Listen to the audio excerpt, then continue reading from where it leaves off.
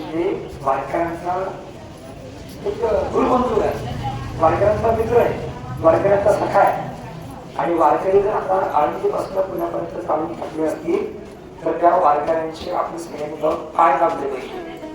मला वाटतं की महाराष्ट्रातले पहिलं असं राजकीय नेतृत्व आहे, त्याने आम्हाला सांगितलंय की वारकऱ्यांचे पाय दाबणं म्हणजे पांडुरंगाचं दर्शन घेणं.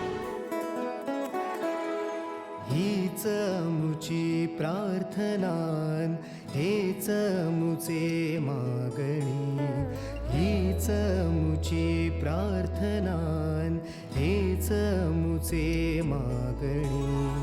माणसाने माणसाशी माणसा समवागणे.